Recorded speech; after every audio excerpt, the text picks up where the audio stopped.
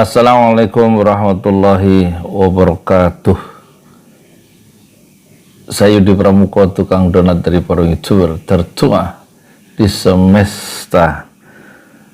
Saya ucapkan selamat Idul Fitri ya, masih dalam suasana Syawal. Taqabbalallahu minna wa minkum. Maaf lahir batin, semoga Allah menerima amal kita semua. Dan saya akan membahas Ustadz Abdus Somad ya, yang sudah mengguncangkan Indonesia dan mengguncangkan Singapura dan juga mengguncangkan dunia ya, karena gara-gara pemerintah Singapura menolak ya masuknya Ustadz Abdus Somad sebagai ulama yang sangat terkemuka, termasyhur di Indonesia, Brunei dan Malaysia. Itu ditolak oleh Singapura yang memiliki hubungan diplomatik dengan Israel, di mana Israel itu sedang menjajah ya Palestina sampai sekarang, satu-satunya negara di dunia yang masih menjajah negara lain sejak tahun 47, yaitu Israel. Dan pandangan-pandangan, saya perhatikan pandangan-pandangan narasumber dari berbagai sudut itu rata-rata bersifat politis ya. Tentu saja lembaga surveyor itu juga tentu akan bias kalau mensurvei Ustadz Abdus Somad, karena dia memang ada proyek di belakangnya. Begitu juga BNPT, begitu juga Departemen Agama, semuanya itu ada proyeknya, ada uangnya kalau melakukan sesuatu. Seperti Departemen Agama zaman Lukman Hakim Saifuddin itu membuat daftar 20 ulama yang moderat, kira-kira begitu, yang berhak untuk dijadikan rujukan sebagai penceramah yang sejuk. Sementara beredar 180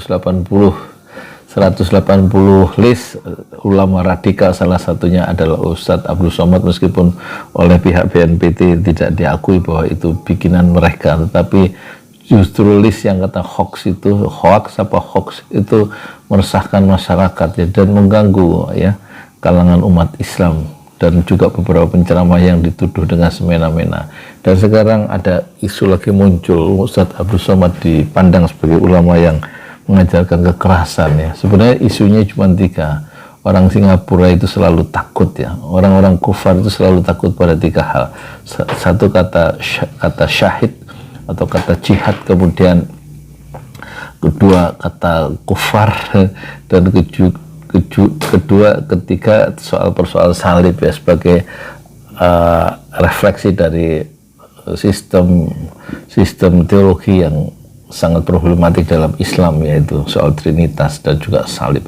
Kan kasusnya tentang itu aja. Dan kita juga ingat ya omongan dari soal Abdus Somad, omongan beberapa tahun yang lalu dari Khofifah Indar Parawangsa, yang dia pernah mengatakan, ini jauh ya sebelum ada isu radikalisme, isu intoleran dulu ya, sebelum Khofifah Indar Parawangsa itu menjadi gubernur Jawa Timur, ini entah berapa 5-10 tahun yang lalu, dia mengatakan kalau orang yang lebih dominan diajarkan tauhid itu cenderung dia semacam radikal, atau cenderung dia lebih cenderung militan gitu ya. Tapi orang yang lebih dikenalkan pada soal fikih itu cenderung moderat gitu, kira-kira begitu. Nah, kalau kerangka itu bisa dipakai rujukan dari Khofifah Indar Parawangsa, maka memang Ustadz Abu Bakar Ba'asyir memang dia militan, karena lebih banyak mengedepankan tauhid ya, tentang kemurnian tauhid dalam perjuangan melawan kesyirikan dan melawan Amerika terutama. Sementara kalau orang yang, tapi meskipun dia militan dan kemudian dipenjara bertahun-tahun, Ustadz Abu Bakar Ba'asyir itu tidak pernah terbukti pernah membunuh. Saya tidak pernah membunuh orang katanya, dan memang tidak pernah terjadi, dan saya tidak pernah melempar bom.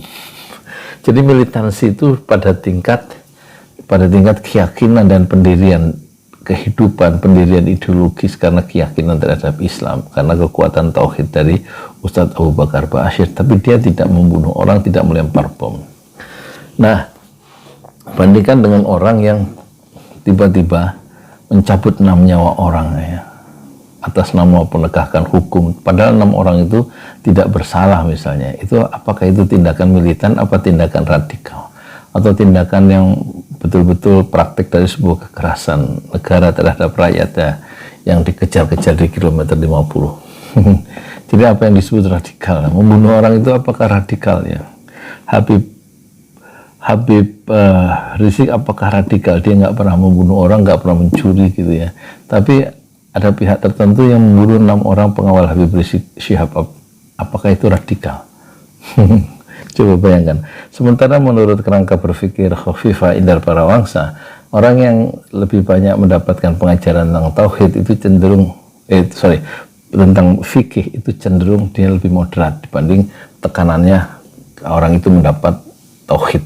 Tapi orang yang lebih banyak fikih mendapatkan pencerahan dari dengan pendekatan yang lebih fikih dari pemahaman keagamaan fikih itu lebih moderat katanya begitu. Sekarang dibawa ke Ustadz Abdul Somad. Ustadz Abdul Somad itu dia ahli perbandingan fikih ya, ahli perbandingan mazhab pemikiran fikih dalam Islam yang Hanafi, Abu Hanafi, Maliki, kemudian siapa itu Hanafi, Maliki, Syafi'i, yang 4 mazhab itu.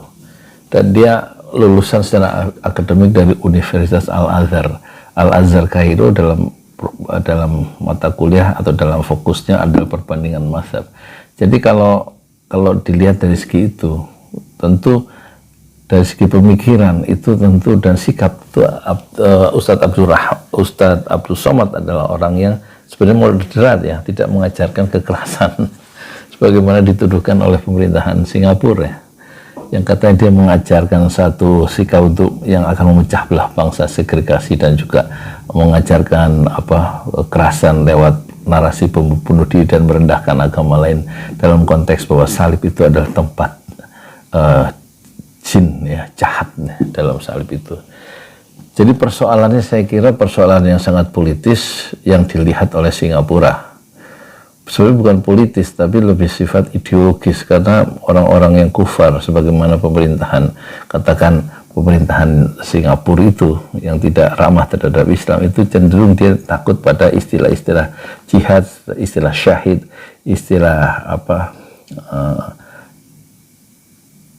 problematika tentang Trinitas yang sangat problematik menurut pandangan Islam, dan itu semuanya muncul dan diwakili oleh Ustadz Abdul Somad ya. Jadi sifatnya lebih ideologis keagamaan, bukan sifatnya politis ketika Singapura itu menolak kedatangan Ustadz Abdul Somad ya. Sementara dari sisi Abdul Somad saya kira dia bisa lebih tenang dan tidak seperti para pengamat itu tampaknya terlalu canggih dalam menganalisa. Sebenarnya Ustadz Abdul Somad sendiri itu biasa aja bagian dari perjuangan dakwah ya. Perjuangan dakwah itu selalu mengalami 3 hal ya.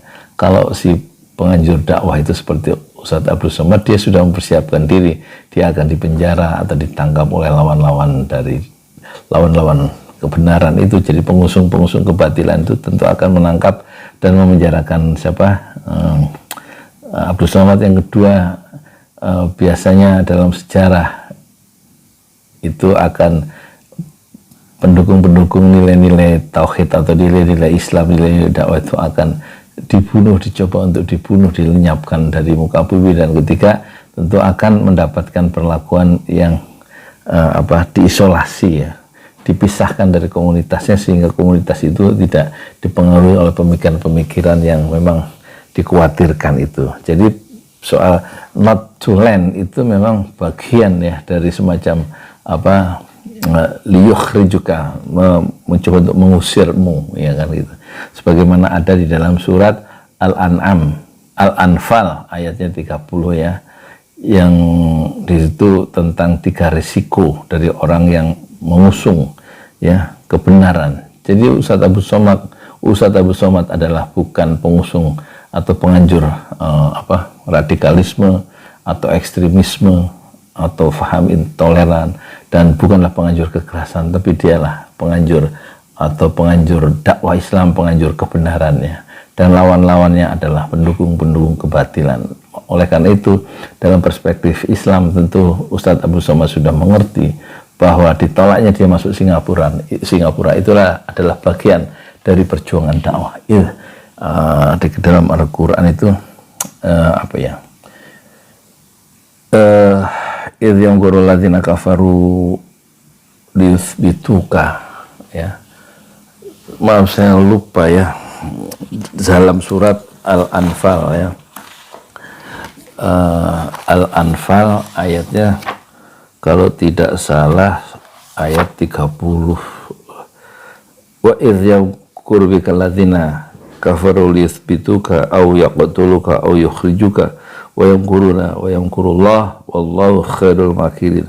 Dan ingatlah ya Muhammad, ketika orang-orang yang kafir itu melakukan tipu daya untuk menangkap dan memenjarakanmu atau akan membunuhmu atau akan mengusirmu.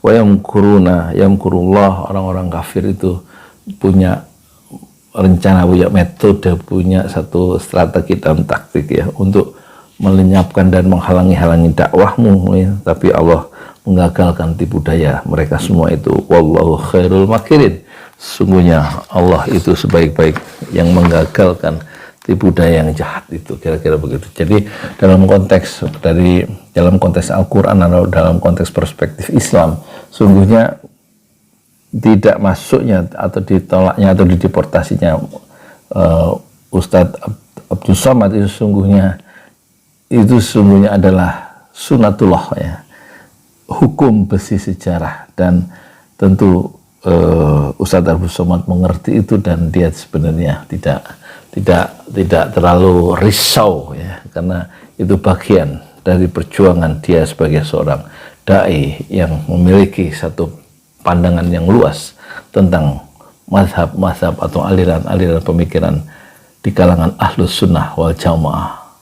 Tapi di kalangan pendukung-pendukung kebatilan, baik orang-orang pemerintah Singapura maupun pengamat-pengamat dari dalam negeri, itu tentu melihat dengan cara dalam nuansa proyek 1 dan 2 dalam nuansa sebagai bagian dari upaya untuk memenangkan kebatilan dan membinasakan kebenaran. Dan yakinlah, jika kebenaran itu datang, maka kebatilan itu akan hilang. Saya Yudi Pramuka, tukang donat dari para youtuber tertua di semesta Fasbir Sabran Jamila. Bersabarlah dengan kesabaran yang indah. Assalamualaikum warahmatullahi wabarakatuh. Saya mau murojaah sebentar ya, barangkali masih hafal. A'udzubillahi minasyaitonirrajim. Bismillahirrahmanirrahim. Amma yatasa'alun 'anil naba'il 'azim alladzi hum fihi mukhtalifun. Kalla saya'lamuna thumma kalla saya'lamun. Alam naj'alil arda mihada wal jibala awtada wa khalaqnakum azwaja wa ja'alna nawmakum subata wa ja'alna al-laila libasa wa ja'alna an-nahara ma'asha wa banayna fawqakum sab'an shidada wa ja'alna sirajan wa haja wa anzalna minal mu'sirati ma'an thajjaja linukhrija bihi habban wa nabatan wa jannatin alfafa inna yawmal fasli kana miqata yawma yunfakhu fis suri fatatuna afwaja wa futihadis samaa'u fakanat abwaba wa suyiratil jibalu fakanat saraba inna jahannama kanat mirsada lit-taghina ma'abal labithina fiha ahqaba لا يذوقون فيها بردا ولا شرابا إلا حميما وغساقا جزاء وفاقا إنهم كانوا لا يرجون حسابا وكذبوا بآياتنا كذابا وكل شيء أحصيناه كتابا فذوقوا فلن نزيدكم إلا عذابا إن للمتقين مفازا حدائق وعنبا وكواعب أترابا وكأسا دهاقا لا يسمعون فيها لغوا ولا كذابا جزاء من ربك عطاء حسابا رب السماوات والأرض وما بينهما الرحمن لا يملكون منه خطابا يوم يقوم الروح والملائكة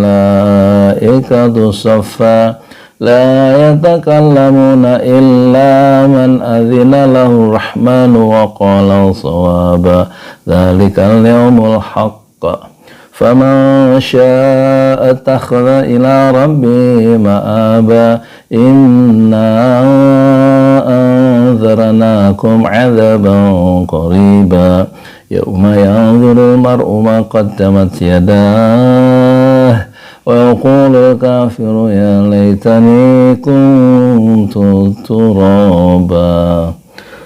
Sadaqallahul azim. Assalamualaikum warahmatullahi wabarakatuh.